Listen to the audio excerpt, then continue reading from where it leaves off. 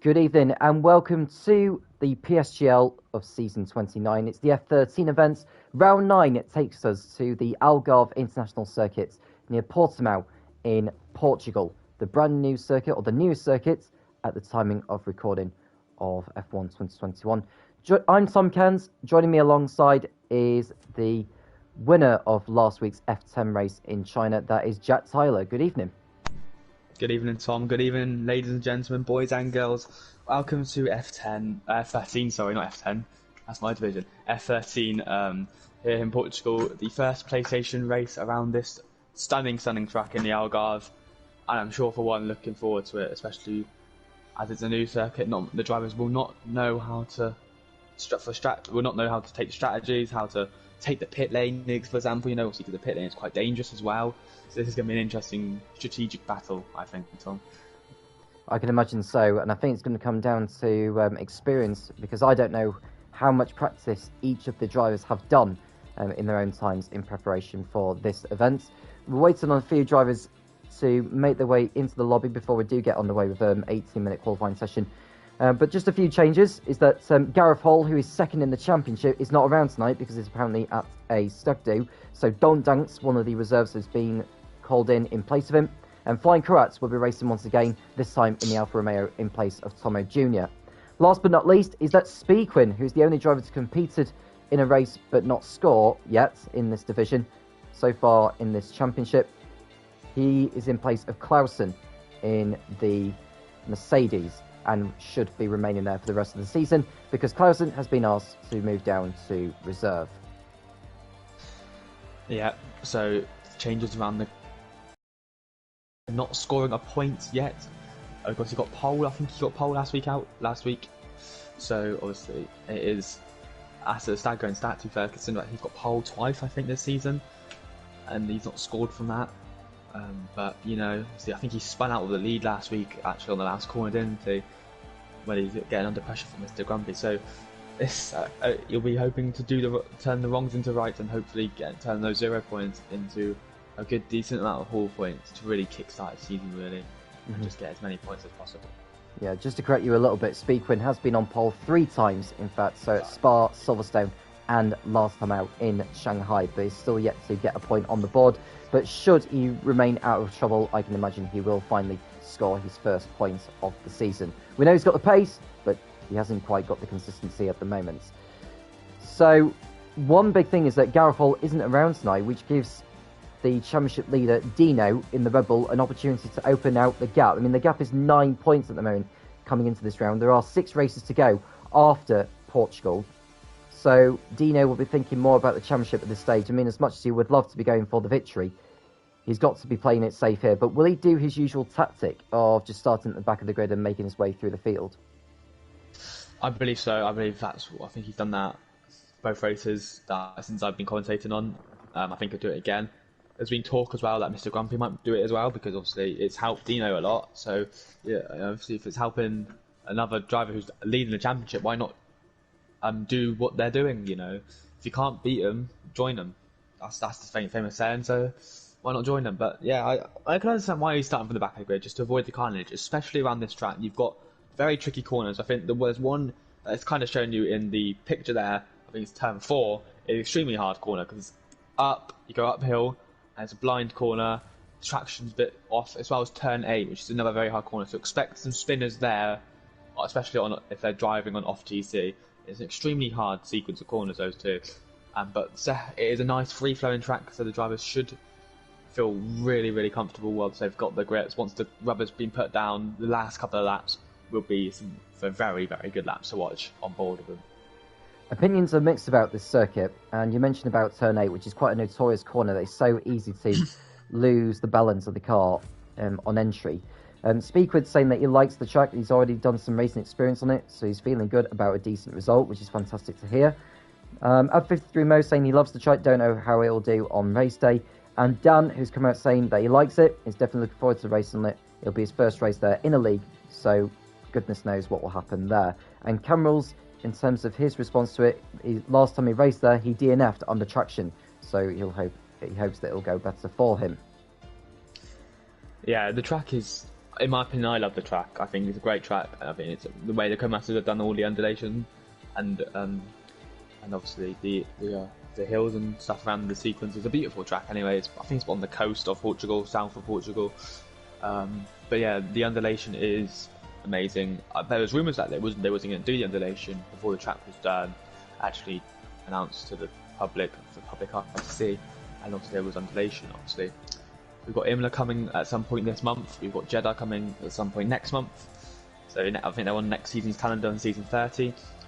I think for the first time ever we'll have Imola, and because obviously this league has been going since 2010. So yeah, for the first time we'll have 2 new tracks as well, Imola and Jeddah on next season's calendar, which I am looking forward to extremely, especially to drive around them, hopefully to commentate on it as well. You know, I think there'll be 2 interesting races next season, but we're going to focus on today and this season around the circuit. I think it's like circuit the Autodromo Algarve. Obviously, the drivers should be looking forward to this. I think, especially certain people who love this track. You know, going through the race threads saying that they like this track. Obviously, R53 says he likes this track. You don't know how to do on race day, but this track can conjure up. There's some corners where you can overtake, some corners where you can't overtake. So this could be chaos, you know, Tom. It could well be, and we don't quite know who could be the quickest. As all 20 drivers have joined the lobby now, so we should be getting on the way for qualifying. Just a little bit of insight of the Algarve International Circuit. The construction for it was finished in October 2008, and 2 days later, the circuit was homologated by both the FIM, that's the governing body for MotoGP, and the FIA. So the total cost to it was 195 million euros, which at the time was approximately 250 million US dollars. The circuit was designed by Ricardo Pina, and in October 2010, the teams agreed to add the Portimao circuit to the Formula 1 testing roster, along with Bahrain. And of course, last year hosted its first Formula 1 race in October 2020, and of course did so again in May this year. It's not currently on the schedule for next year's calendar, but if anything comes to shove, it could well be calling as a last-minute replacement, like it did so this year and last. And to be quite honest with you, I would not complain one bit if it was to be added to the schedule, because it is a wonderful circuit. Yeah, it's a beautiful circuit. The scenery around it is amazing. But I think the only issue is most fans might not like it coming back onto the calendar, because both races have been fairly boring. Obviously, I think last year it started raining a little bit, doesn't it, at the start? Sure, Carlos Sainz lead a couple of laps, but apart from that was really it. Especially this year as well wasn't really too entertaining. But you know, I think it's a new circuit that the drivers haven't really driven on before, like Imola as well. Some drivers haven't driven on that. Especially Jeddah. I think Jeddah will be boring this year, but you know, because it's a new track, drivers are trying to learn it. But you never know if it comes back next year. So I think it's the first choice replacement, isn't it? Alongside Imola and Turkey, who might be getting spots on the calendar if France and Singapore don't sign a contract agreement with FIA. I think something like that. But yeah, I would love to see this track come back on the calendar, personally, myself. But we're going to get into qualifying now, Tom. Yes, we are. And whilst we are waiting for some cars to head out onto the circuit, for those who have just joined in the live chat, hello to you, including Simon Clausen, who's just coming into the live chat saying hello. Do make sure you leave a like and subscribe to the channel, and do get involved in the live chat. Do let us know who you are rooting for this evening. Plenty to choose from in terms of driver front. In terms of drivers going for pole, we expect the likes of Speedquin, Gerber, possibly Dino, depending on what he decides to do. Most certainly Mr. Grumpy is expected to be within the frame, and I think Joshi Washi as well, providing they can all keep their cars on the racetrack. There's also the PCF1 Championship. It's also the season finale, I should say, for PCF1 tonight at Portimao. So do get along watching that if that's what you want to be doing, as well as watching this, of course. But do not go away from this, because this is expected to be quite a thriller of not just a qualifying session, but a race as well. And of course, at 8 o'clock, 8 p.m. British Summer Time, is the PlayStation F12 event. So there's plenty of action to look forward to this evening, that's for certain. That is for certain. PCF1 finale this week. Also, Jan Allman already crowned champion. But you know, that'll still be a great race, obviously. after you're done watching this, go over to that and tune into George Morgan and I think Dan Field commentate on that, because that will be an epic finale an epic race and an epic finale, especially on this track as well. The esports guys have never driven around there on this game, and the Joshy Washy is the first one out on track though, as he navigates a tricky turn 8. Yeah, I think if I was any of the drivers, I'd want to get out there and just get a banker lap on the board. It's obviously a short circuit. It's similar to what it is in Barcelona. It's around about 4.5 kilometres is the Portimao track. To be exact, it's actually 4.6. So 4.6 kilometres is the Algarve International Circuit. And AJ Twins is coming in saying, what does the F in the title stand for? It's very simple. Formula. There are plenty of divisions in the PSGL, and the reason why we call it F13 is to sort of, define the division thing, because there are 13 divisions in the PlayStation tier system in the PSGL. So Joshua Washi on a flying lap. I'll go for a lap round him as they go towards turn 1. He want to be ideally in 6th gear, which he does so. Ease off the throttle through there, and then brake for turn 3 in 2nd gear for entry. And then this is one of the tricky parts of the circuit. Turn 4, nicely done, keeps his car within the confines of the racetrack. And now you want to be braking for turn 5. Just after the 100 metre bod slowed down, 2nd gear, probably shifted down too late, if I'm honest with you, which compromised his exit speed. Now up through the kink of 6 and then 7, decelerate through there. And then this is the trickiest part of the racetrack, turn 8. How does he do through here? Takes it easy, 3rd gear he did it through there, but you could do it in 4th if you wanted to before you turn in. And then through turn 10, and then you want to be on the outside before you get to turn 11. Josh doesn't quite do that, but his line wasn't actually too bad, So I think there's going to be there's going to be some variation. Oh, he lost it! He's just lost it through there, and yeah, that lap is most certainly not going to be counting as he's gone off through there, so that may as well come away from him.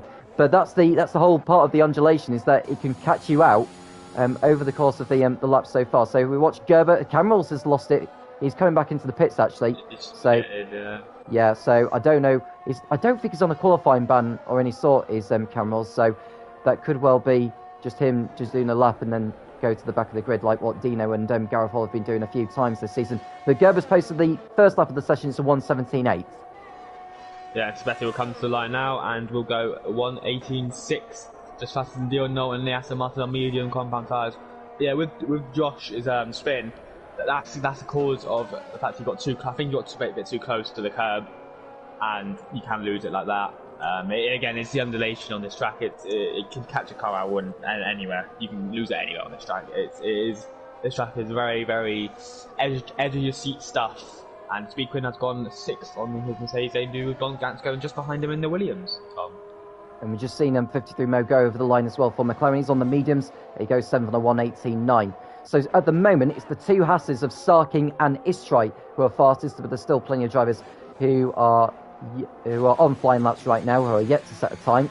Flying Carrot is one of them, one of the reserves called in place of Tomo Jr. So Flying Carrot so far this season in the championship is currently 16th on 10 points, all of which coming in that race of attrition at Spa. He's just exceeded track limits.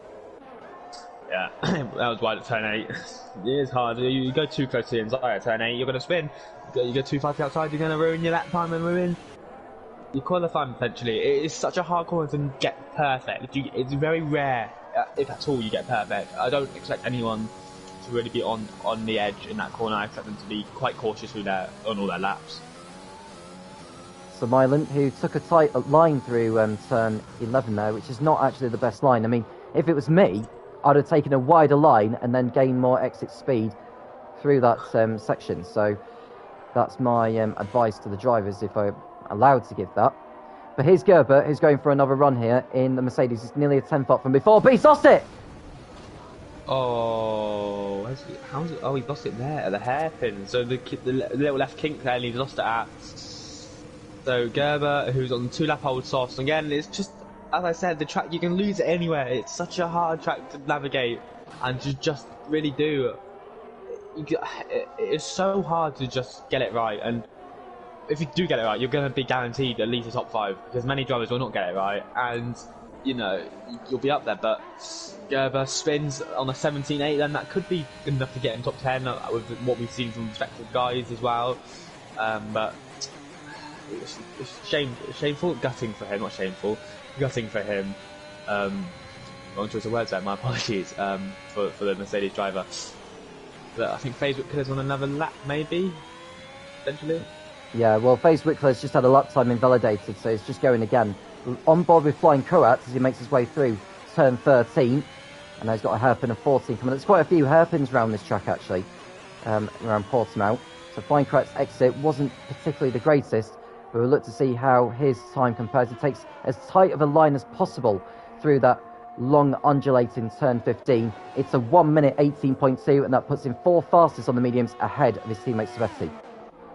Yeah, you lose your ERS as well, like the deployment. You lose that going to the line, so that will cost you straight line speed and a bit of time. But FaZe Wickler's 5 tenths up here on the mediums. This could be a stunning time, especially if he gets his exit right, which he does. It gets a very solid exit, and it will go into the hairpin as he runs out a bit of deployment. Now he turns in way too early, trying to get the best curve and as much curve as he possibly can. And that was a bit of a late pit entry, but if he got that exit right and he got the final corner right, I think that would have been a very solid time and put him up to P5. But unfortunately, set in too early, and that means his lap was invalidated. I think it was this next lap as well because he didn't go again.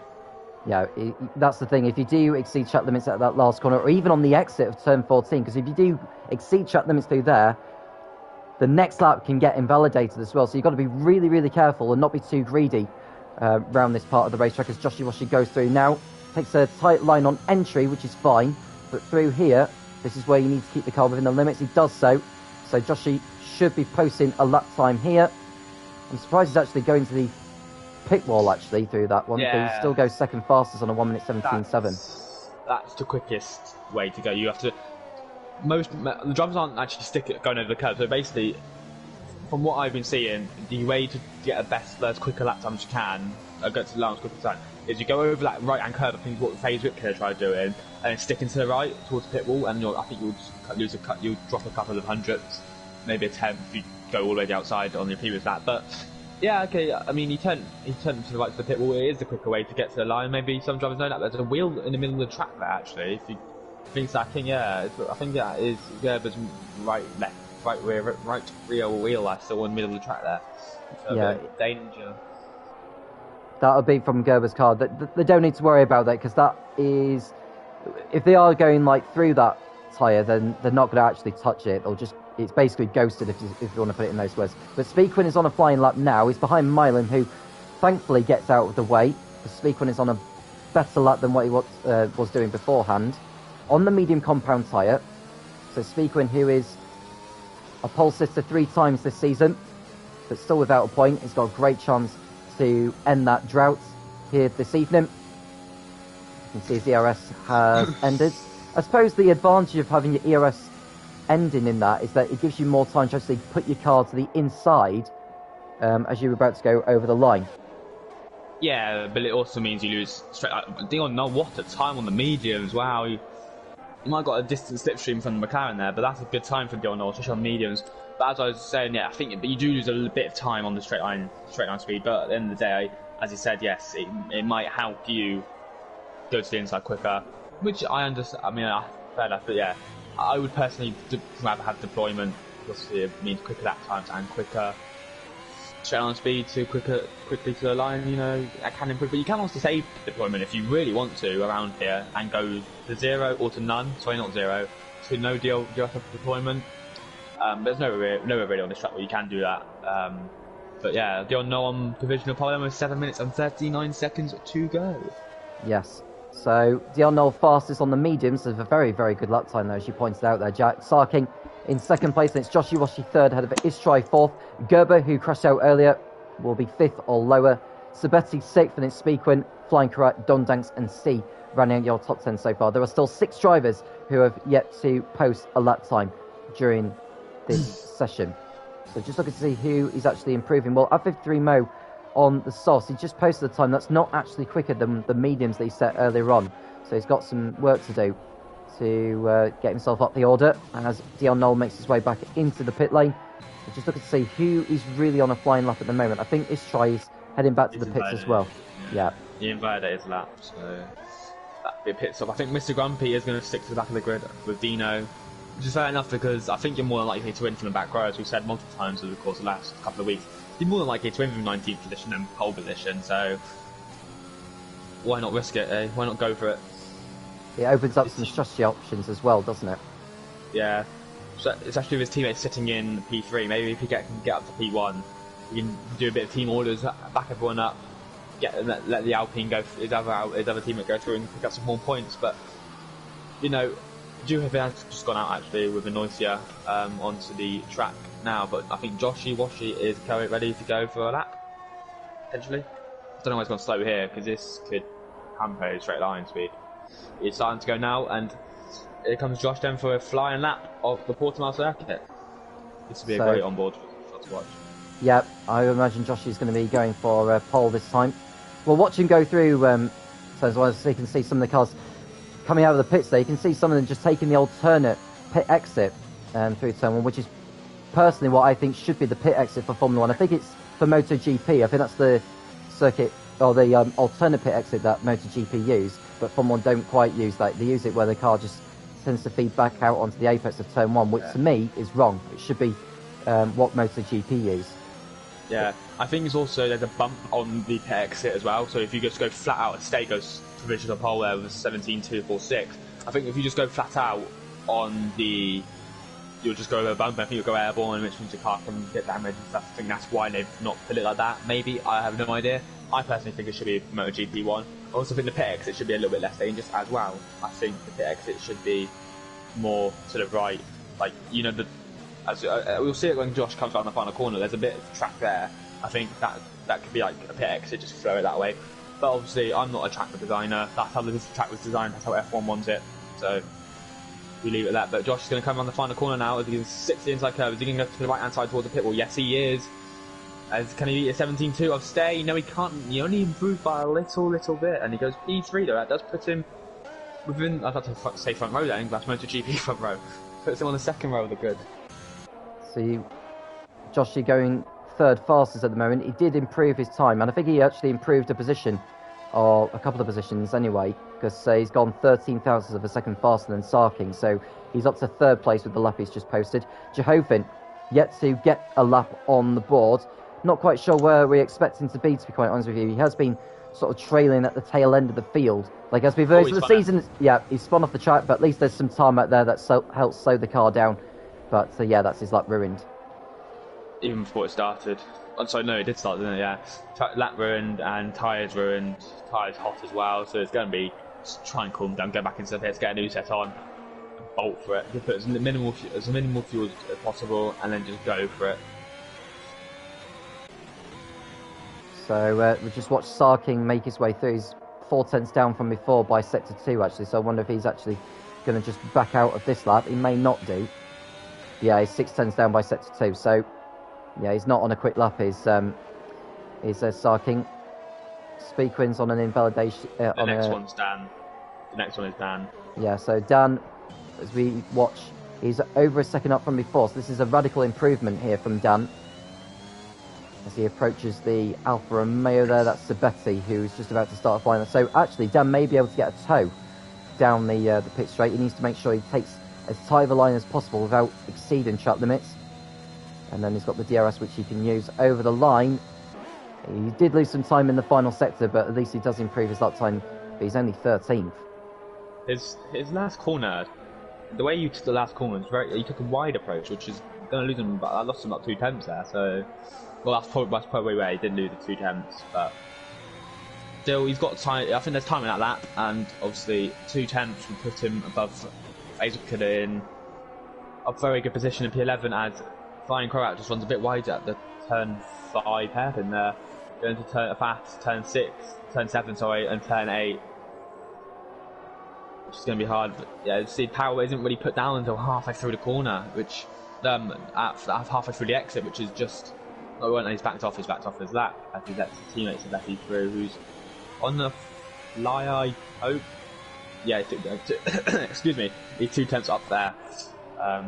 Going. Well, this could be an improvement into at least P3 because it's 2 tenths would probably put nothing to P3 actually. Is that close between 3rd and 7th? Those 4 drivers. I think Sarking's just retired actually in the pits, hasn't he? So here we go then, across the final corner. Doesn't go as tight as possible, doesn't go up to the pit wall like Josh does. This could mean he goes up into P3 anyway with a 17.640 on 2 lap old softs though.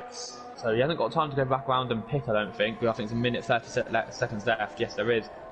There's an noise comes into pits on the tyres. He'll be starting from P17 on the grid unless Juho, I don't think Juho's actually going to come back out. So yeah, he'll be starting from P17 on the grid. But yeah, good luck time from Savetti. Yep, and we've just seen F13 Mo on a flying lap as he comes through. This may well be his last attempt. His lap time is a 1:18.2. He's inside the top 10, so if he was to be in the top 10 by the end of the session, then you'd have to start the race on the same set of soft compound tyres as he comes through into turn 11. And he's half a temp up from before, so it's not a radical improvement, but it is still some form of improvement from F53 Mo. If he can keep it up, he may just get in front of Flying Carrot into 9th position, but we'll see how he gets through this last complex here. His exit out of 14 isn't too bad. He wants to take a wide line through, take a tight line through 15, which is what he doesn't do. So what are we expecting here from this lap here? Is it an improvement? It is. He goes 9th by over a 10th from what he had set before. Flying Carrot is lap. Yeah, go on, Jack. I was just trying to say, I don't think Stay's got enough time to go around. I think he's come out too late. Yeah, he's got 18 seconds to get from the sector 2 split to the line. So Dion Null, if he doesn't actually crash or spin, I don't know why Josh has gone back out on medias, but if he doesn't crash or spin, this pole should be his, realistically. I'm not saying it will be, I'm saying it should be. He takes that one, wow, he's gone wide. You can see Luke's red in the wall as well, and he's on his outlap, so he's been sort of dawdling around through there. So I wonder if the stewards will be having words with him after it, because that could be impeding someone else's lap if he decides to mess around through there. As we watch Speedquint coming into sector... Josh has tipped the curb at turn 7, and it's gone straight across the other sausage curb into turn 8. Sorry to interrupt you there, Tom. No, it's okay. We're just watching Speedquint, who's 6/10 up from before by sector 2, so he's very much in the frame for pole position. If not, he could get himself onto the front row ahead of Dion Knoll. So Speedquint, who is a pole sitter on 3 occasions in F13 this season, can he make it 4 here today? Through the last turn, doesn't take too much of the curve, doesn't take any curve whatsoever. So over the line he comes. This is going to be pole for him. No, it's not, but it is second place on the grid for him. Dion Knowles that time has been invalidated. Joshi won't be improving. Flying Carrot is going for a lap. Well, he's about to finish his last attempt here now. And it's a 1 minute 17.7. He goes 7 fastest with that one. Whip Killer's lap time has been invalidated. Milam has backed off on his last run. And that is that. No one else is on an improvement. So Steve is on pole position for Red Bull, which could be good news for Dino in his quest for the championship. Yeah, I'm just thinking, is this a wet race? Because if you think here, Gerber's on 2 lap old softs. I know he crashed. Savetti's on 2 lap old softs. Brian Kratz on 3 lap old softs. You know, is this a wet race? And that's why the drivers are staying out on these softs just to get lap times in, so they'd be as high as possible for this race. Maybe. I'm just throwing that out there. I'm not saying it is a wet race. I'm just saying that, like, realistically, that could be why. Maybe. Well, no one's come out and said it's going to be a wet race, so I can only assume that it's... Looking at Dion Knowles' lap time there on the mediums, I would think he's going to be... he's preempting it will be a dry race. But that's what I think anyway. By the way, Steve is on pole position for the Portuguese Grand Prix. I think that's the first time he's been on pole this season. It'll certainly be a long time since he's been on pole in the PSGL, if any at all. So yeah, it's his. I can't remember. Yeah, no, it's his first pole. It's his first pole this season for Steve. But Speedquin will be very happy to be starting second. For Dion Knoll to be third on the grid can only be good news for him, as he looks to claw back that championship gap between himself and Dino. It's 28 points between those 2 drivers, so Dion Knoll really needs a strong result here today. Yeah, I'm just thinking everyone's tyres are at least a lap old. Well, obviously they have to be at least a lap old because they come in, but I think Dion Knoll's mediums is 2 laps old, so that could be, obviously if they're 1 lap old, then maybe that might give them a bit of an advantage, but an extra lap worth of tyre wear could mean he pits a little bit earlier than usual. But we'll see. We will see indeed. But yes, as you said, it is stay on pole for his first pole of the season. I think his first ever pole in PSGL. From what I can remember, I have been teammates with him. I don't think he got pole back then, and F1 2018. So yeah, that could potentially be a first ever pole. He does go back quite far into his history. But Dino starting from back of the grid again. But alongside him is the first ever PSGL F1 champion, Mr. Grumpy. And that is some back row.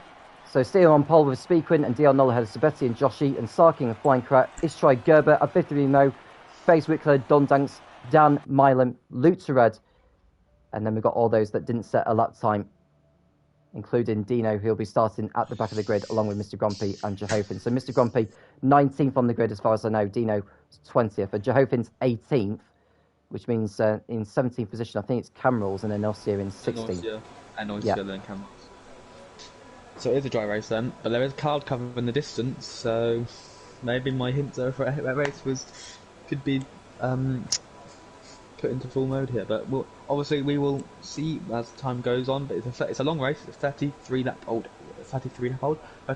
race around the Portuguese circuit. So strap yourselves in, ladies and gentlemen. This is going to be one hell of a race and one fun race. I can assure you that it's going to be a great race to commentate on, Tom. Mm-hmm. Do let us know what your predictions are as Demo came out in the live chat. And Lurkis Gaming is coming and saying, don't you just hate the fact hot lap ERS doesn't last the whole lap? Absolutely. I mean, it is a pain, but it is a lot of slow corners of which you need to use the ERS to gain good traction coming out of there. And LARPA YT coming and saying, how can I join the league? Well, it's very simple. Get in touch with the PSGL via Twitter or Discord, or in fact the website itself. There should be some form of email address which you can use to get in touch if you are wanting to get involved. And of course there is a Discord which I've just mentioned as well. So if you're wanting to get involved in the PSGL in whatever division, depending on your capabilities in terms of your lap times, because there will be tests. I've just seen the Alpine there of Josh's spinning round, which is not ideal. He didn't really want to be resetting back onto the track because that could hinder or put off other drivers, but he's able to continue there. I think we're going to see quite a number of spins through that part of the lap. Yeah, and especially turn 8 as well. Those two corners, you're going to probably see a lot of spins actually on lap 1. But my advice, just keep this cool. Tyre selection, we forgot to mention that. Everyone's on medium except for Luke Tourette, Mr. Grumpy and Dan. Dan on softs, and Luke Tourette and Mr. Grumpy on hard. So Luke doesn't do what he done at China and start on the softs. And Dion noted on medium compound tyres in P3. That was a hell of a lap from him. And I honestly think he's in prime position to win this race. But obviously, lap 1, anything can happen. It's not the race is not won on lap 1, but he's in a very good position to win it. And with the joining of the PSGL, I think just join. I think the Discord's linked in the description down below. So obviously check that. I think join that, and obviously sign-ups will open at some point in January for season 30, maybe just before in December. But yeah, sign-ups obviously mid-season sign-up closed, but you can get yourself ready for PSGL season 30, a landmark season. But here we go then. One Red Bull in P1, the other in P20. We're ready to go racing in Portugal.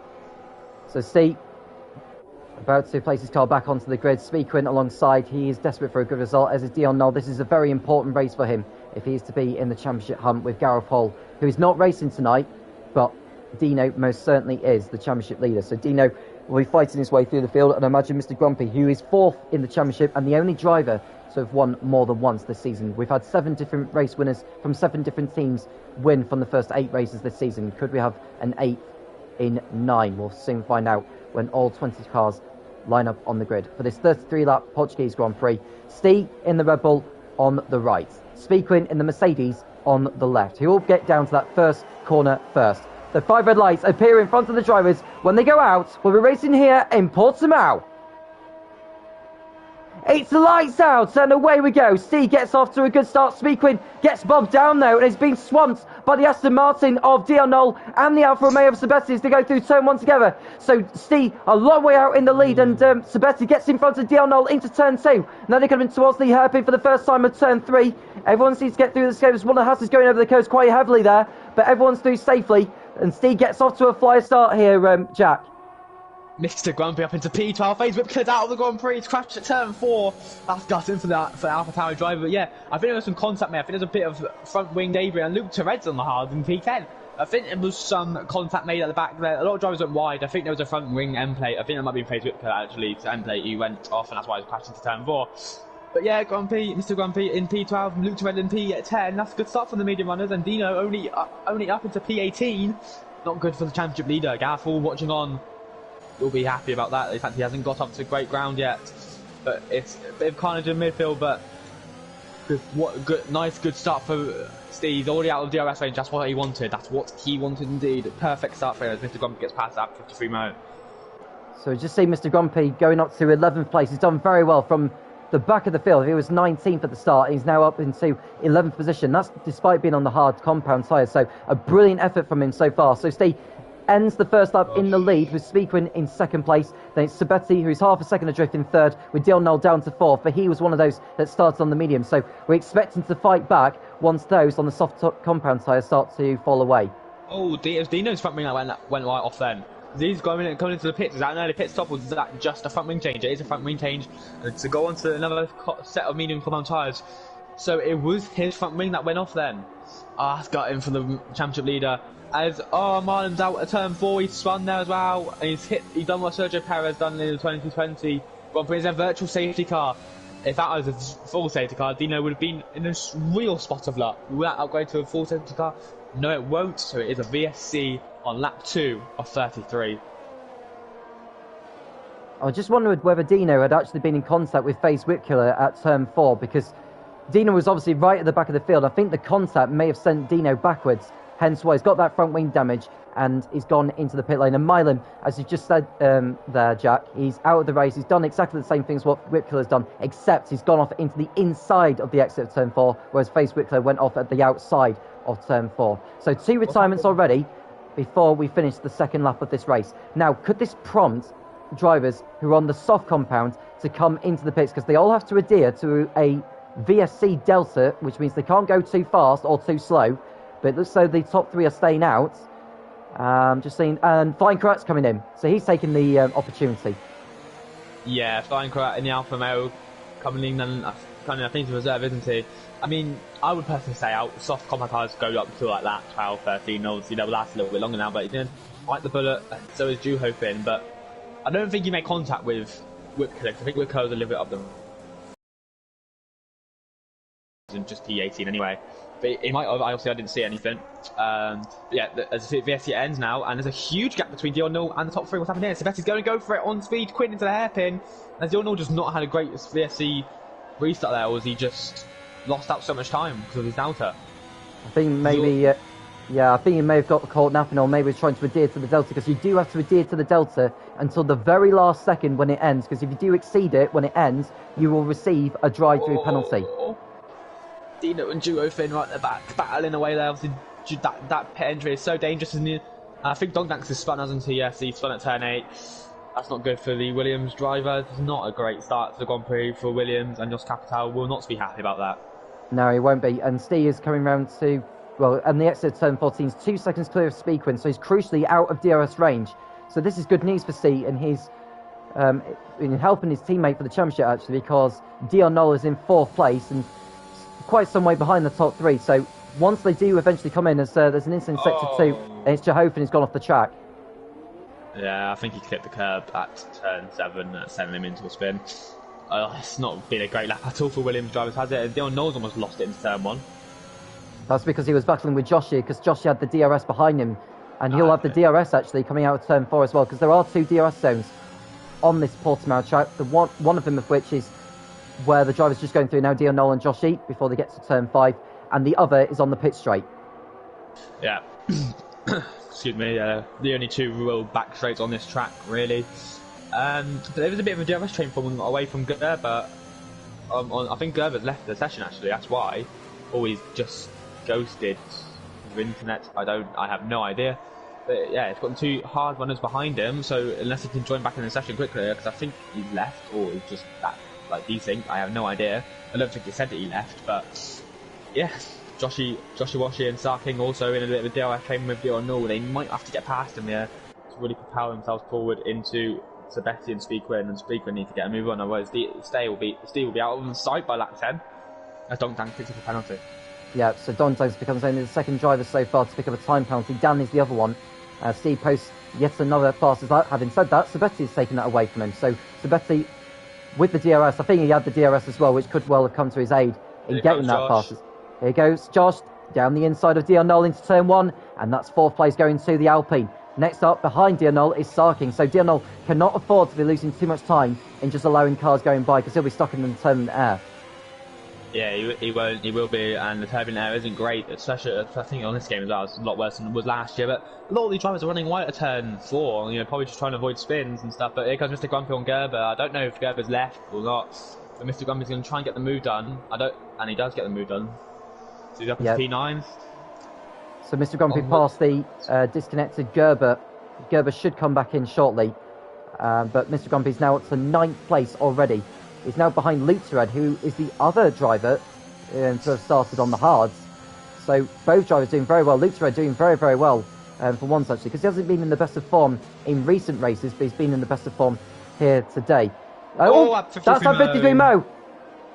And remarkably, the car is not terminally wrecked, but all that debris left over may prompt the virtual safety car. Or the full course safety car, because he's got no front wing, and there's a bit of polystyrene on the track maybe, but yeah, he just lost it there. He just lost it, I think that's turn 9 or turn 10.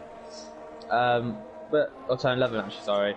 But he's got no front wing, you might as well let Dong Dangson through, but he just lost it, put the traction down, and unfortunately didn't, as I think Dion Knowles actually just got past Josh again, so back up to P4 he goes. Luke to Red, and Mr. Grumpy's got past Luke to Red, yeah. Yeah, so Mr. Grumpy has got past... And Inossia. Inossi's got past Luke to Red as well, so Mr. Grumpy up into 8th place. The next man ahead of him is Istrai, as Inossi gets a time penalty for track limits, and Vad 53 Mo does come in to get that front wing changed. So Mr. Grumpy absolutely on fire in this one. He won last week's race in China from 3rd on the grid. He went on a longer first stint than the others, and it clearly paid dividends. Well, I have to say, if he does it again today, that could throw him all of a sudden in the championship hunt. And Stay gets his first time penalty, and that's what you have to avoid, time penalties. I think there's some cloud cover coming in as well over the track, so that could cause maybe that's why Mr. Grumpy and Luke to Red went onto the hards, and just trying, maybe there is weather around. Oh, Mr. Grumpy spun it! Oh, he spun it! Oh, yeah, he's got off track. Now he needs to be careful not to rejoin in a dangerous manner. He's already been in trouble for that this season at Silverstone, and luckily he stays out of everyone's way. But that is a really costly error there for Mr. Grumpy. So all that hard work has gone to waste in a matter of seconds. And it's getting darker as well, Tom. I don't know if you can see it, it's getting a lot darker as the cloud comes over. A bit of commentator's curse then, as I was saying, he's surely, ice fun again. The tyres are cold, that's a hot, and it's getting really dark actually. Yeah, and Jehoven's going for a... I don't know, but Jehoven's just gone for a spin as well in the Williams on the exit of turn 8. I don't think the rain is coming down yet, because we can't see any drops hanging off the halos of the cars, because that's the clear indication when the rain is coming down. And yeah, some of the drivers are beginning to lose grip at the moment. We are on lap 7. It's not anywhere near close to be on the intermediates, but the drivers are clearly struggling for grip as Steve and Speakwin make their way through. Speakwin won't want to be taking too many risks here. He is in second place after all, and within 3 seconds of Steve, crucially. But if the rain is coming down, then this is going to change the complexion of the race. Yeah, it is. I just thought there might be a bit of rain coming in, because obviously it got dark really, really quickly there. It was half a lap, it was sunny, and then it was just dark. But yeah, Dylan Knoll on the back of Josh then, as he might be. That's probably why Grumpy and Luke went onto the hard, as I was saying, and Cam was spun. Yeah, Cam was spun at turn 11. He reset the track a bit dangerously. Yeah, it looks like he has. Yeah, that'll be a penalty coming his way then if the stewards have spotted that. Well, to be honest, any driver that does reset to the track, unless any exceptional circumstances, should be penalised for it. As we watch Dion Knoll. Mr. Grumpy. Yeah. Sorry. It's okay. Mr. Dion Knoll behind Josh Iwashi in the battle for 4th place. Doesn't go for the move this time. He may decide to wait until the soft compounds runners do. But there's contact there between Inossia and Istrai as Inossia was getting through. But at least Istrai gave him enough space. But he's coming back on him though. And he's got through. So did Inossia feel that he passed him unfairly? Either way, he's allowed the Haas to go back ahead. Don't know into a hairpin here. Get this Josh. Josh is going to go for... trying to block the switchback, but obviously the switchback, he was already alongside there, so he can't really do that. This is going to get tight into here. Oh, Dion Nor backed out with it very well. That's not an overtaking opportunity. That's not a bad. Sorry, that is not a battling opportunity. But it's starting to get a bit sunnier again, so maybe the cloud cover is just starting to be split up by the sun. They're in sector 2, but who knows what's going to happen. As F13 sets the fastest lap of the Grand Prix with 1:20.060. I think Donk-Dank's pit or has spun. I think someone's spun though. I think it's one of the Ferraris. It's Cam Mills again. I don't know if he's reset to the track. Otherwise, you know, some of these drivers need to be warned about resetting to track, because you do gain a lot by just simply resetting the track, which is wrong, because if you make a mistake, you should be punished. Yeah. So Speakwin, the first of the leaders to come into the pits. Yeah, this looks like it'll be a good medium, also a medium compound tyre. So he's going to go for a 2-stop here. I thought going to the hard, it's a bit of a slow stop. Is he not going? Is he? Okay, he has exited. Okay, that was just my game being weird then.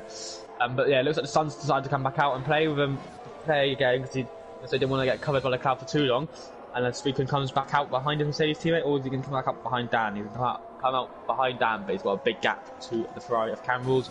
He's getting chased down by Mr. Grump, who's on the road to recovery on those hard compound tyres after spinning montage after through. But here comes Anoisia, the Manchester City fan. He locks up.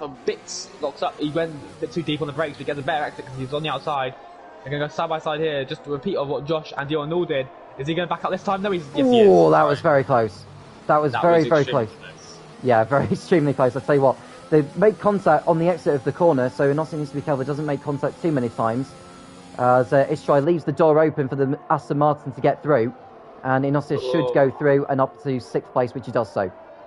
Yeah, but obviously we'll go back onto that, about keeping an eye on that battle, Tom, because Dion Nol's on the back of Josh now, who's losing a lot of time. I think this stint. I think he's just losing a lot of time overall as the tyres are starting to go off. Is he going to pit into the? Is he going to come into the box? No, he's not. Dion Nol's got the DRS. I think he has 90% DRS. Josh doesn't have barely any DRS. ERS. Sorry, my apologies. But the media commentators, he won't be able to get the top runner as Istrai comes into the pit then, and Josh gets a penalty. His first one of the Grand Prix. So Josh penalised for track limits as Istrai comes into the pits.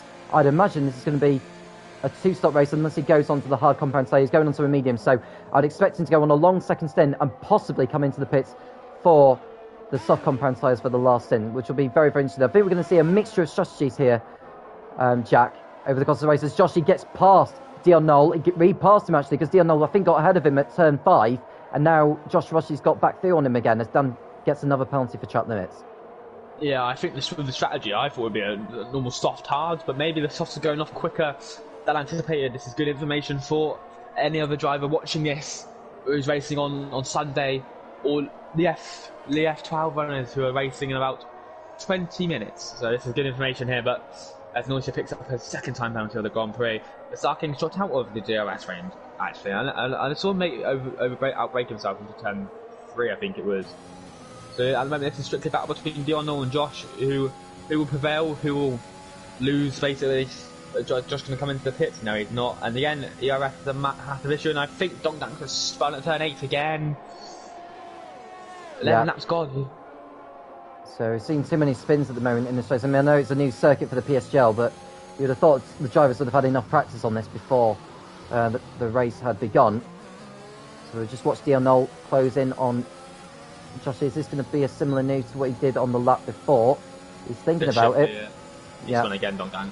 Yeah, we'll come to in a moment as we watch Dion Nol think about do a switchback here on Joshi as they exit turn 5 through the kink of 6, and now we're going to see them go through turn 7. They're not anywhere near as close as what they were the lap before. Flying Crack gets a penalty for track limits.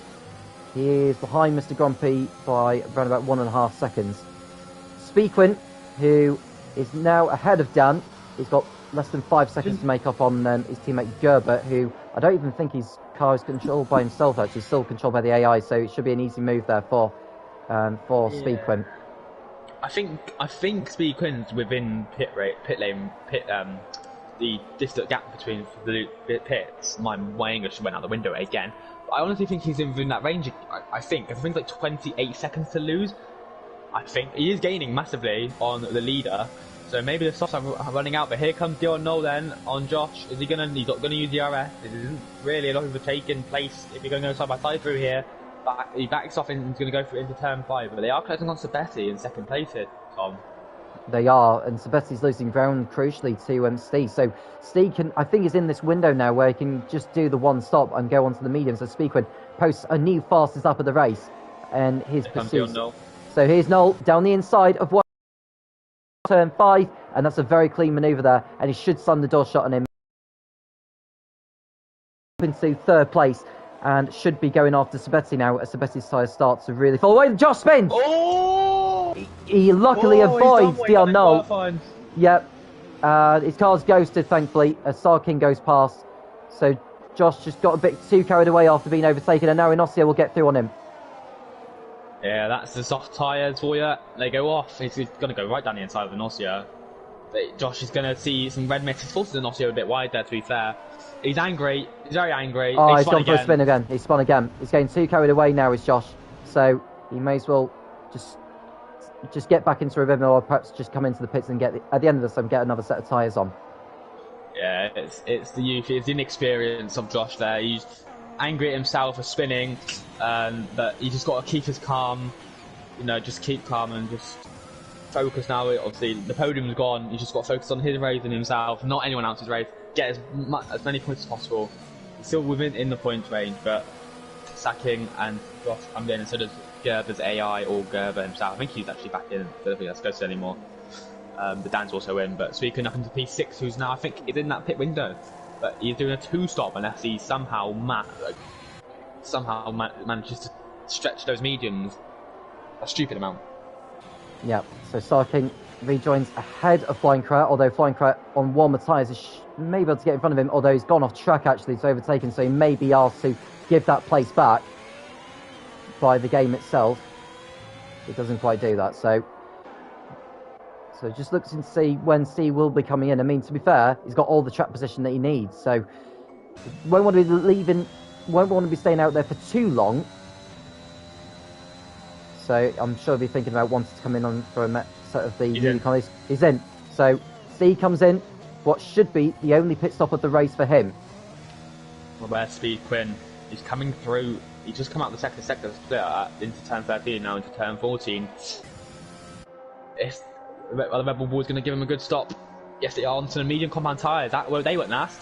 They were not last indeed, as Speedquin comes through the final corner, and this is going to get close. I think they will last, because the cars won't be on as much fuel as what they were at the beginning of the race. So Speedquin, is he going to get himself in front of Steve here? No, he won't. Steve is coming out of the pits now. He may get in front of him into turn 1, but Speedquin may have the higher, because he's going to be up to speed more than Steve. But Steve gets out crucially ahead of Speedquin. But Quinn's going to have the DRS, unlike Steve. But also, Quinn has 27% ERS and has just run right into turn 4. Stay has 88, so it should mean Stay stays in front, and he does stay in front. Now it's all about tyre management. I think I have actually no idea how long mediums last, but from what I saw, I think it was lap 12 onto hards, not lap 12 onto mediums. But that's what I was going.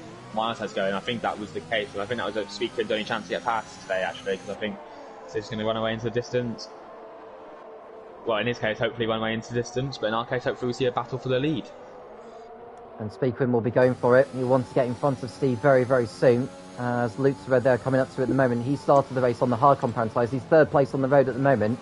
So we're not expecting him in until after 20 laps, I would say, as Noel comes into the pits. That's rather surprising, actually. He's making that pit stop now, unless he's going for the hard compound tyre anyway. He's got to cover Stay, I think, because Stay will just close him up. He's just going to go for it. He's just going to go for it, close on the Stay. He's going to go onto the hard compound tyres. So, yeah. Just traditional 2.6 second stop then. I think he'll come out ahead of Sabetti. I think that's why he picked, just to cover Sabetti and cover second. Or third, sorry, actually, my apologies, not second. Third, he's going to come out ahead of Sabetti, I think. Maybe, actually, no, he won't. Ooh, it's going to be close here, look, because Sabetti will go to the outside of the Aston Martin, and Sabetti's through. So DL Noel was not able to cover off Sabetti. So, and the thing is, Sabetti's on mediums, whereas Noel is on hard. So Sabetti should be able to pull away at this point, and Noel's going to have to play catch-up. But Sabetti may need to come into the pits again. They shouldn't do, to be quite honest with you. And there is Mr. Bumpy. Speedquin just closed.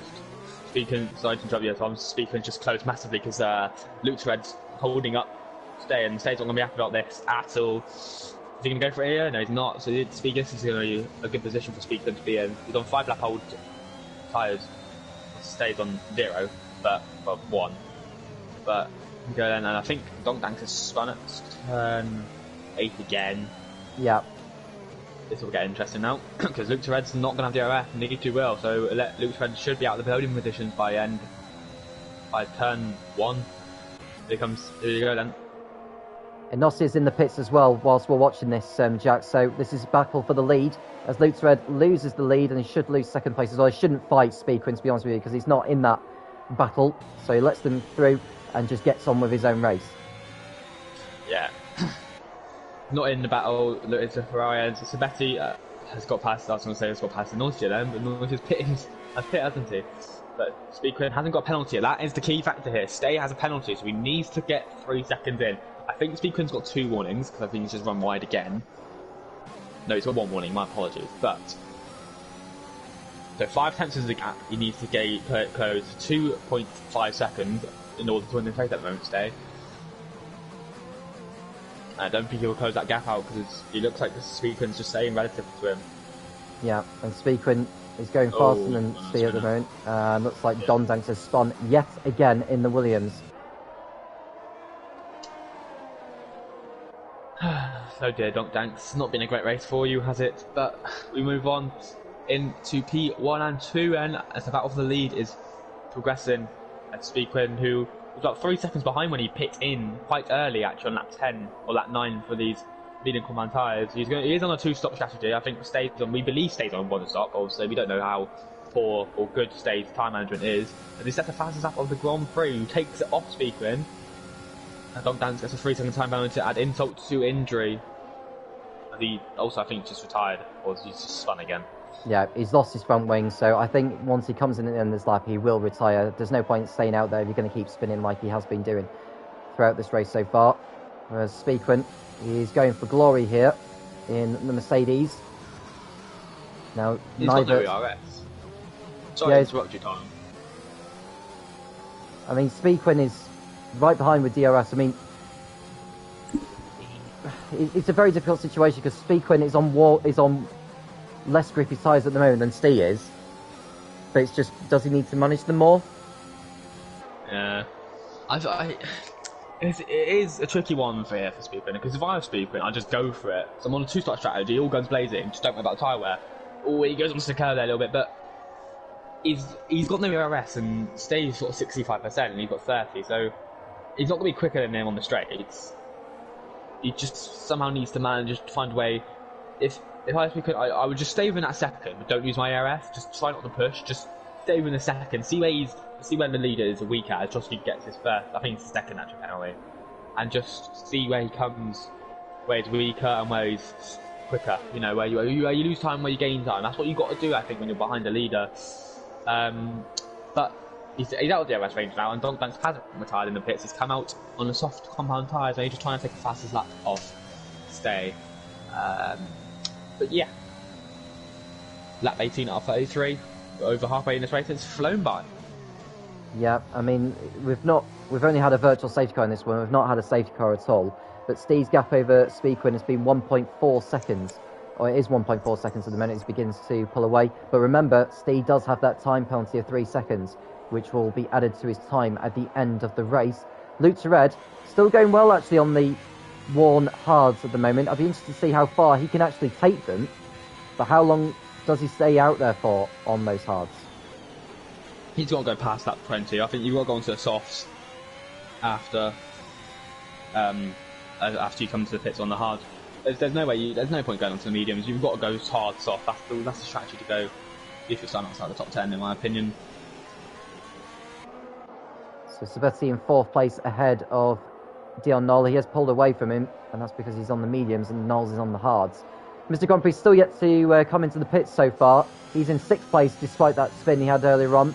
He's got a time penalty of 5 seconds though, which will be added to his time at the end of the race. And Dongdanks has crashed into the wall. That could be a safety car. That could well be a safety car, yeah. I think that's going to be a safety car with the way that car's just gone off there.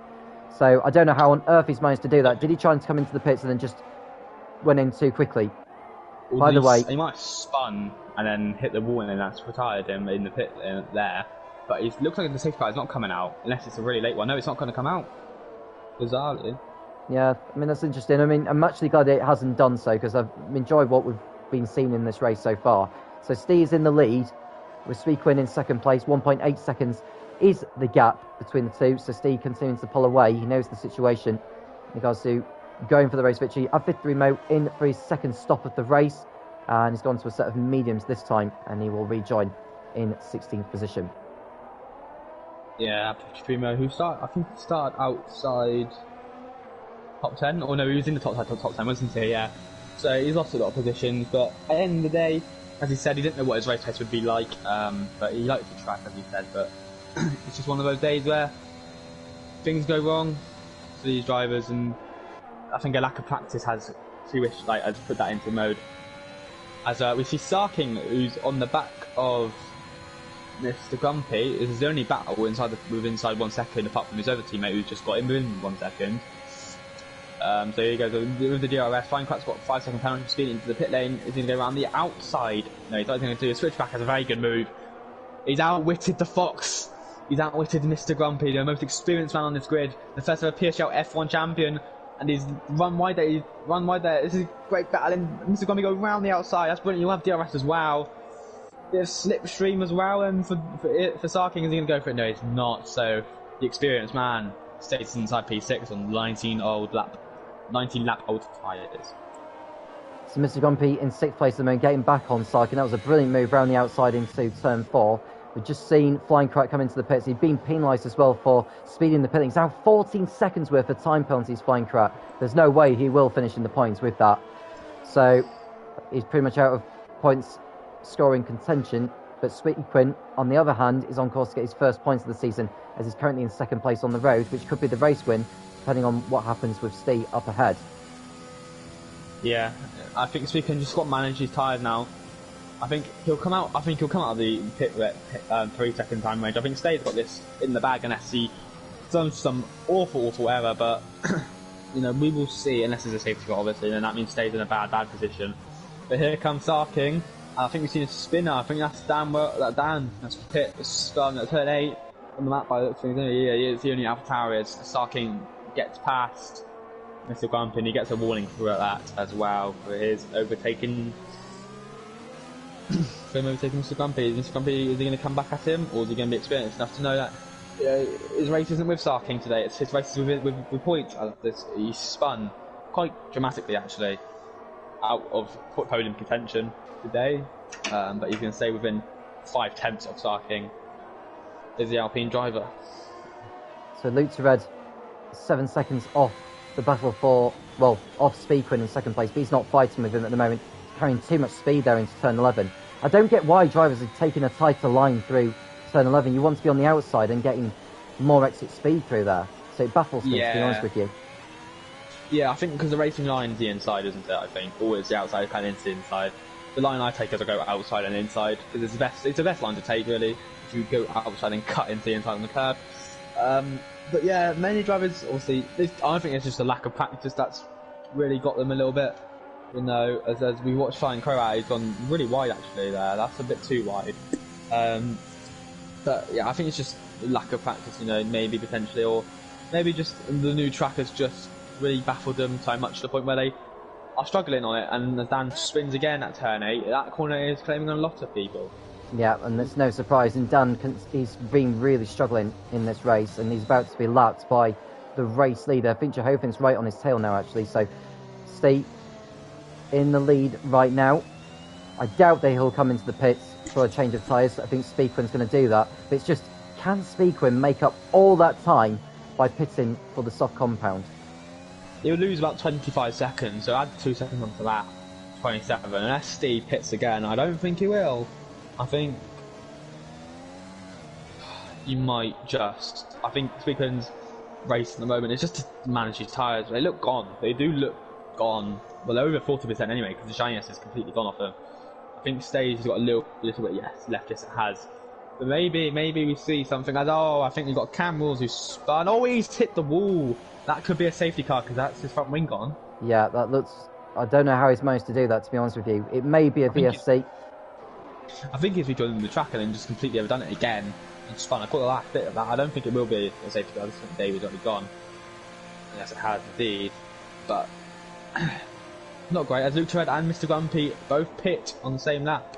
Mr. Grumpy has got a 5-second stop-go penalty to serve, so his points will be hard to go by. I don't think we'll be getting any today, but you never know, Mr. Grumpy. You come up with some exceptional drive. He did win last time out in China, so I wouldn't write it off the cards yet.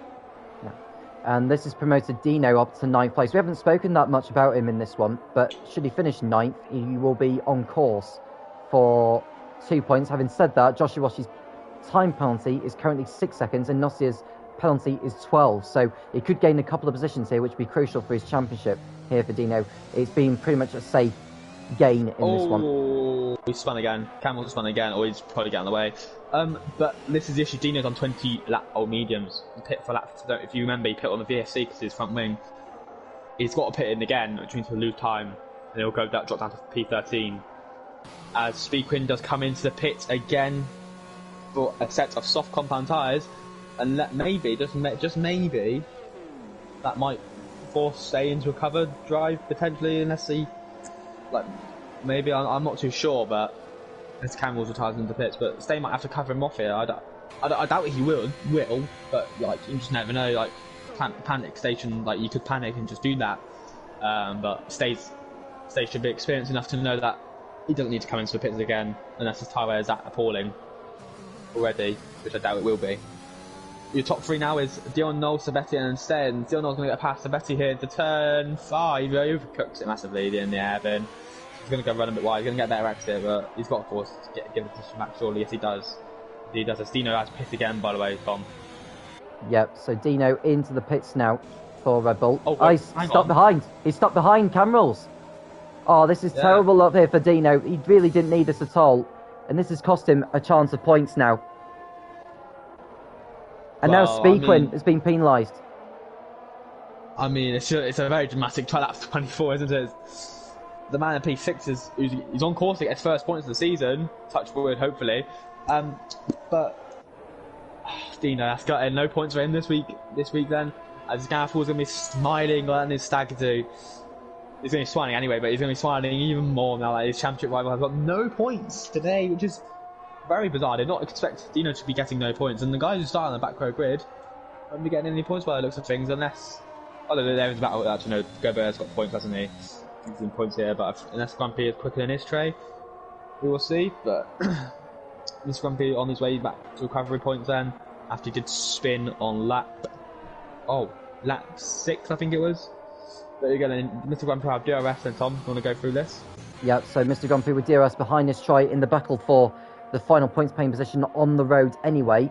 Now, with Gerber being controlled by the AI for pretty much the whole race, they will not get these points. The car will be disqualified from the race unless he does actually take back control of that machine. Mr. Grumpy through on the inside of his try, and that's 10th place going to him. Yeah, nice little move into turn 1, but his try will have DRS, but he has outbroken himself into turn 3 then, sorry, my apologies. He's gone wide as well, so that could be a potential penalty for him. Yes, it is a penalty. Speedquin on the back of Anoisia as well, so this could be just a podium for Speedquin if he gains 7 seconds, which he should do on Dion Noel, unless Anoisia does some hold-up jobs. And Flying Crow spun. Flying Crow has spun, he's got damage as well. Yeah, so Flying Crow will be making his way back into the pits if he has got damage. It's difficult to tell. No, he hasn't. Sorry, my bad. Yeah, I was just going to say, didn't look like he had to begin with, but he has lost a lot of ground there, so it's Flying Crow falling down the order. As we watch Speedquin go ahead of Inosia, Speedquin getting the fastest lap as well.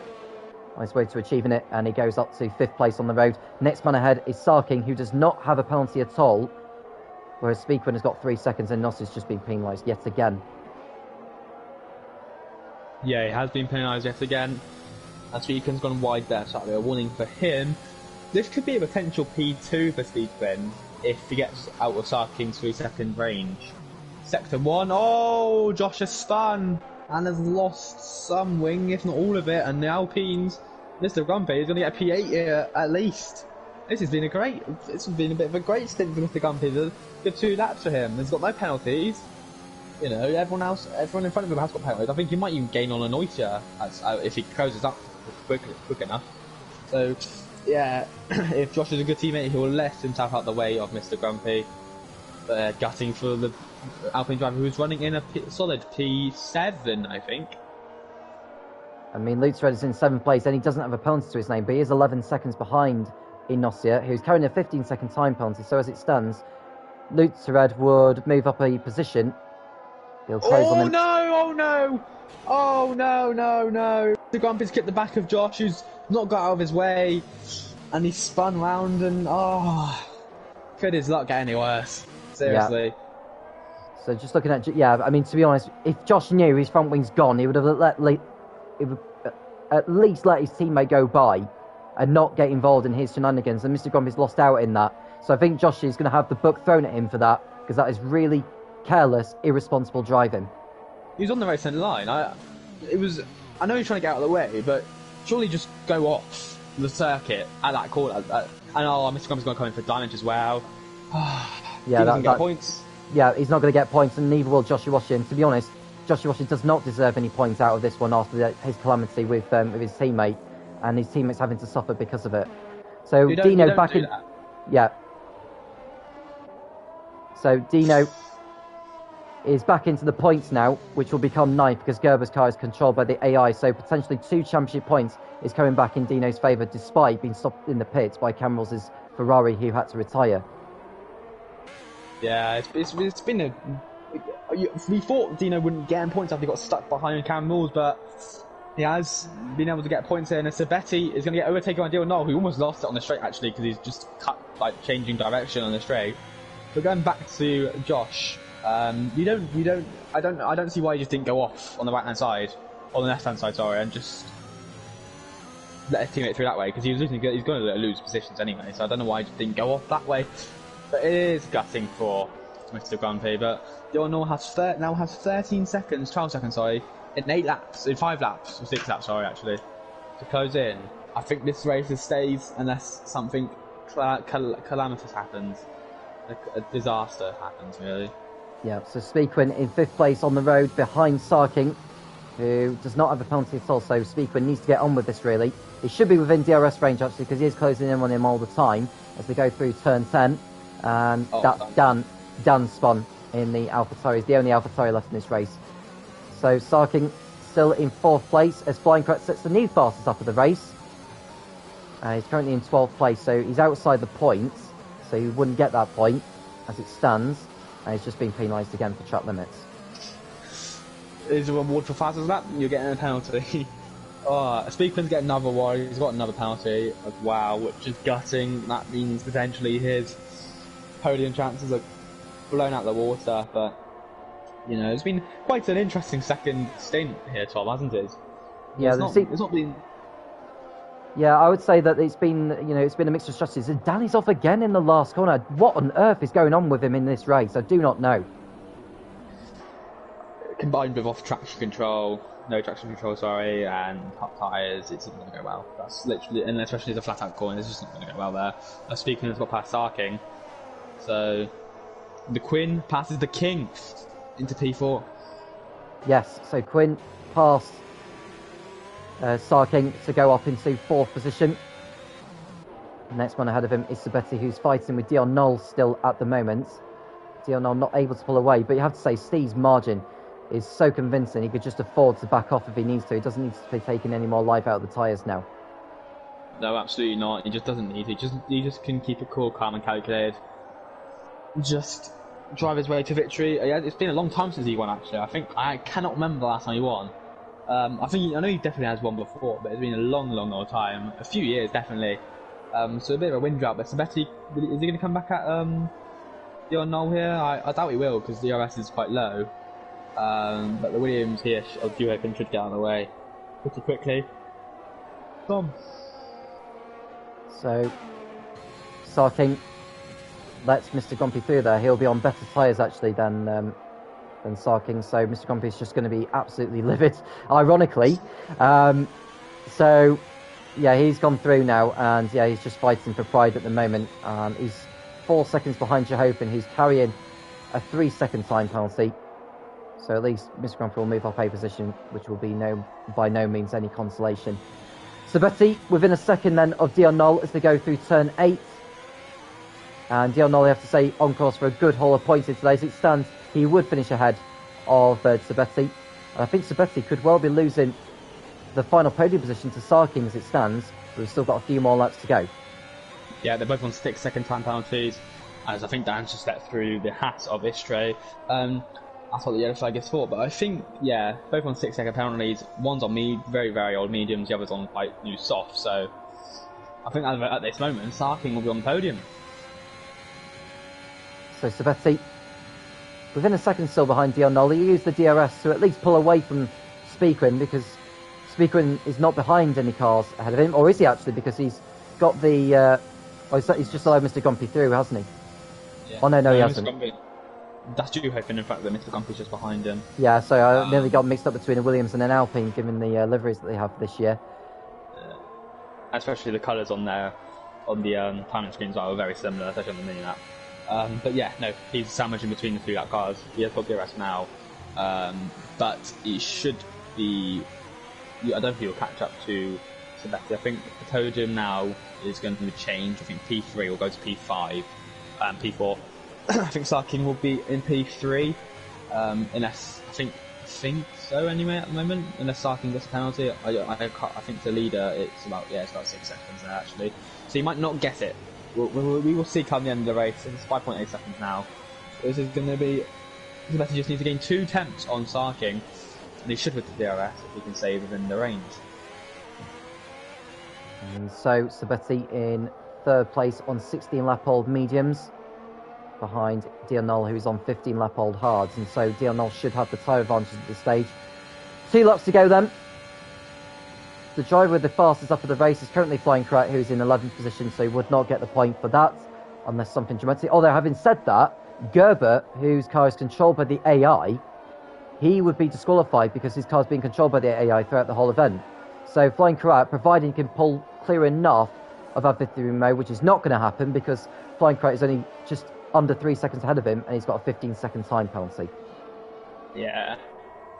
I think Gerber said in the Discord chat it wouldn't let him join back, so I've gotten for him 8 points. I'm not going to be points, they're going to be 2 points into 0, and yeah, I mean, it's been a very good second stint of the race here. I mean, there's still some battles going on with Sabetti and Dion Knoll. Sabetti's been relatively stayed relatively the same gap, but let's say some ERS. They're both on the relatively same ERS actually. So this could get interesting on the last lap, and just all or nothing. Why not go for it? So Steve is about to start the final lap of this race. I'm just trying to check the last time he has won in the PSGL. We'll find out in a moment, but there's Sabetti, who's still fighting with Dion Knoll over 2nd place on the track as Flying Correct gets yet another penalty. Sabetti, well, this move is going to be hardly relevant because he's got a time penalty that's more than what Dion Knoll has, but it's going to be another crucial 12 points in the championship for the Aston Martin driver, and Dan's gone for another spin. I honestly thought Stay spun then because I saw he had a flag, and I was like, oh no. But no, he hasn't. But Dion Knoll's closed up quite considerably actually, so Stay just to take it relatively easy, which is fair enough because he's 10 seconds ahead. He can just lose about 5 seconds and not be bothered, because at the end of the day, they've got the same amount of penalties, so you can just take it easy. You know, no need to really risk it. You've won the race, so just he hasn't won the race yet, but he more than likely will win this race. So it's been a great drive from Stay, an experienced drive as well, considering he hasn't really been there or thereabouts this season, has he? But I think he's going to win his first race of the season, which means it'll be an 8th different winner in 9 races, which is incredible here, Tom. He's never won in the PSGL. He made his debut in season 2016, so not only is this going to be his first win of the season, but it's going to be his first ever PSGL victory. Steve in the Red Bull powers through turn 15 over the line to win the first ever F13 race in the PSGL in Portimao. Steve wins the Portuguese Grand Prix for Red Bull. An excellent drive from him, well deserved all the way through, and no one could stop him. Dion Knoll will finish 2nd. Sabetti crosses the line in 3rd place. Will he lose that though? Because Sarking should be coming over the line now, and Sarking goes to the podium by half a second. So Sarking comes home 3rd, Sabetti 4th. Speakwin finally gets his first points of the season in the Mercedes, Inosia 6th. Lutzered will finish in a fine 7th place. Well deserved. He deserved more, to be quite honest with you, given how he's done. And he comes home 6th, in fact, because of Inosia's time penalty. So Inosia drops back. Istrai's time penalty is not going to keep him in 8th. So he comes over the line now. Gerber will lose his 9th place because there's no way he'll keep that. So Dino could move up to 8th by the end of the race as he comes through. So we'll see where he ends up. Takes a shorter run to the line. Only 9th place, that's Gerber. Gerber will, I was going to say, so Dino will get 8th in the end. Istrai will be 9th. Flying Croat will not keep 10th because F53 Mo is too short of a gap behind him. So F53 Mo will say he's 11th, but Flying Croat will be 12th or 11th once Gerber has been disqualified from the race. So F53 Mo gets a point, but it's a victory for Stee in Portugal. Yeah, what a drive. What a drive. He commanded the race all very long. I think he practically led every single lap. As we're going to go into podium, it's Aston Martin, Haas and Red Bull podium here in F13. Our 8th different winner, 9 in our 9th different race. We've got 6 more great races to go. As the championship battle heats up, I think it's now, I have no idea, I think it's like 15 points maybe, if my maths are correct. But Stay won here today, and I'll tell you who'll be quite happy, Mr. Grumpy. He got ahead of his teammate by 1.3 seconds, so a bit of bragging rights there after he got taken out by him. Yep. So here's your final race results. Steve wins ahead of Dion Knoll in 2nd place, Sarking in 3rd for Haas. It's Sabetsi 4th, Speakwin in the points for the first time this season in 5th. Lutzered 6th, Inosia 7th. Dino will be 8th because Gerber's car was controlled by the AI. Gerber will be disqualified from the race for sure. Dino will be 8th, Istrai 9th, and F3 Mo picking up the last point in 10th place. Flying Croat was 11th. He set the fast start, but he's out of the points, so no points for him, unfortunately. He does not get the point for the fast start. Mr. Grumpy 13th, Joshiwashi in 14th place, Jehovah in 15th, and Dan, the last of the finishers, in 15th place. So Jehovah will be 14th, Joshiwashi 13th, Mr. Grumpy 12th is what I was meant to be saying. Cameron Rolls, Don Danks, Milan and Facebook Killer did not finish, and Gerber will be disqualified for the race because his car was controlled by the AI. So in regards to the championship, Dino has extended his margin over Gareth Hall by 4 points, so the gap is 13 points between Dino and Gareth. Dion Knoll's 2nd place finish moves him on to 54, which means he is now just 7 off Gareth and 20 off Dino going into the next round of the championship in Canada. Jack, your last thoughts? That was Stay's first ever equal performance win and his 2nd ever PSGL win. He didn't make his debut in season 26. He made his debut a lot before then, but he used to be LFC for life, so he changed his username. But yeah, the Portuguese Grand Prix, it was a great race. I think it was another fantastic race. Another Red Bull win as well, 2nd one this season, but not with their championship leader. It's with the other driver, Stay. But yeah, overall, I think the championship battle is going to spice up a little bit. Gareth Hall should be back next week in the Williams. And yeah, I honestly hope that next week, I think, is it a break next week? No, it's Canada next week, and then after Canada will be a week's break. It will be a week's break. So yeah, we've not had a break so far this season, or a week's break in the PSGL, but it will be Canada next week. This time, 7 p.m. British Summer Time on Thursday. I'm just trying to remember my dates now. It's the 14th next week for Canada. For those who are watching other races, there's the PCF one that's happening right now. There's also PlayStation F12 that is about to start its race, I would imagine. And then on Sunday we've got PlayStation F10 and 11 at 7 p.m. and F9 at 8. And then on Monday night is the remaining tiers of PlayStation, so F1 to 8 at either 7 or 8 p.m. The next round of the championship will be in Canada, so do make sure you tune in for then, as we expect to see the title battle to spice up even more then. 8 different winners from the first 9 races so far. Could we have a 9th next week? Jack, thank you for joining us. And of course, to everyone that's been joining us via the stream, do make sure you like and subscribe to the channel if you haven't already done so. We've reached over 11,000 subscribers, which is 8,000 up from what we were before the season started. Thank you very much to everyone who has joined us over the course of the season so far, and it can only get better from here. I'm Tom Cairns, he's Jack Tyler, and we'll speak to you again soon when the PSGL returns.